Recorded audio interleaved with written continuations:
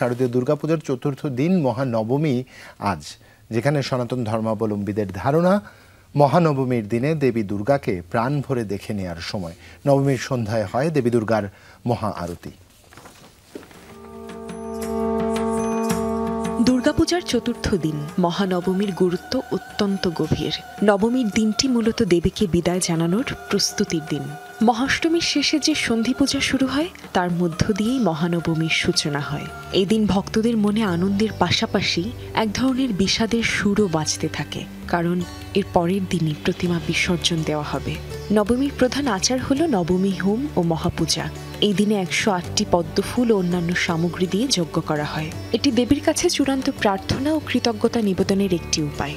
বিশ্বাস করা হয় যে এই হোমযজ্ঞের মাধ্যমে ভক্তদের সকল পাপ ও দুঃখ নাশ হয়। বিভিন্ন পূজা মণ্ডপে নবমীর দিনে বিশেষ আরতি ও মন্ত্র পাঠ করা হয়।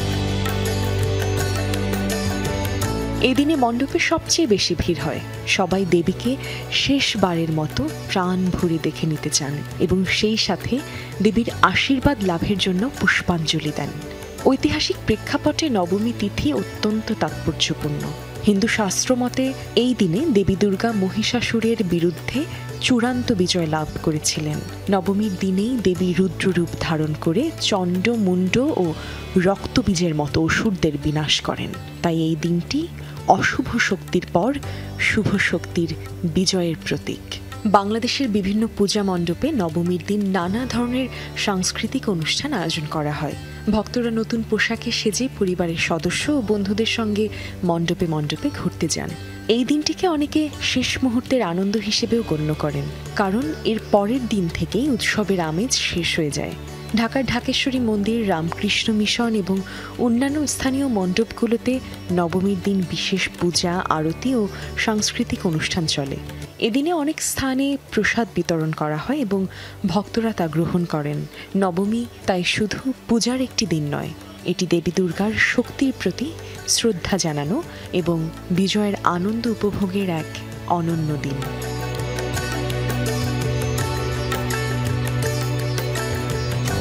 আমাদের সাথে যুক্ত হচ্ছেন আমাদের সহকর্মী মোতাসিম বিল্লাহ সবুজ। তার কাছ থেকে একটু মহানবমীর আনুষ্ঠানিকতা এই পর্যায়ে নোয়াখালীতে কি হচ্ছে তা জানাবো।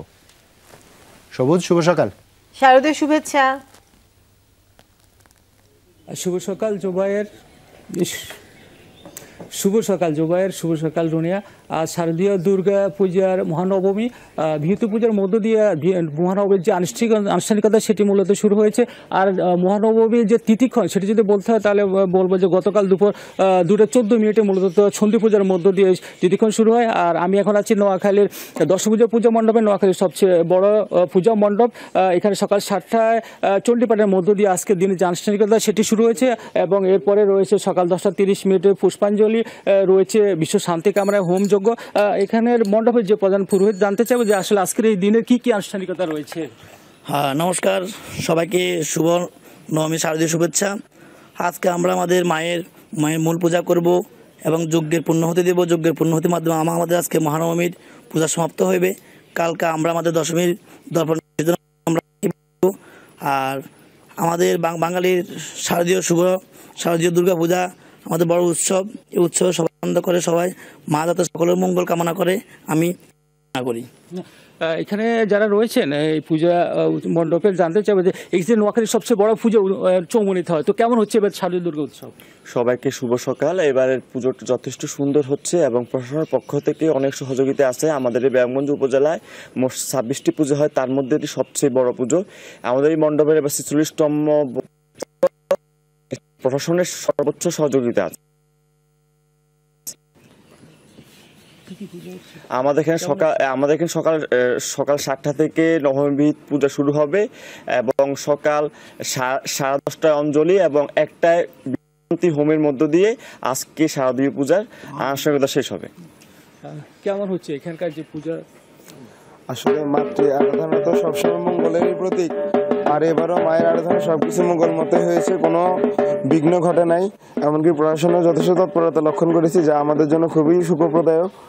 আর পুজো তো শেষের দিকে, আজকে নববিহিত হোমযজ্ঞের মাধ্যমে আমরা পূজা শেষের দিকে পূজা শেষ হবে। আমরা মাকে বিদায় জানাবো কালকে, কিন্তু আশা করি মা যাতে সকলকে শান্তিতে রাখে, সুস্থ রাখে।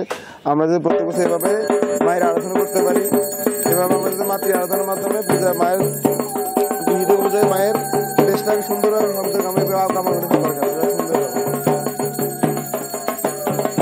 আসলে শুনলেন এখানে যে সকাল থেকে আসলে ভক্তরা আসছেন, তবে আজকে এখন বাইরে বৃষ্টি হচ্ছে, সেই জন্য আরো সময় গেলে হয়তো পূজারী ভক্তদের আগমন আরো বাড়বে। আর এছাড়া আজকে যে এবছর দেবী গজে আগমন করেছেন এবং পালকিতে গমন করবেন এবং এখানকার যে ভক্তরা রয়েছেন তারা মনে করছে এটি মর্তের জন্য শুভ লক্ষণ।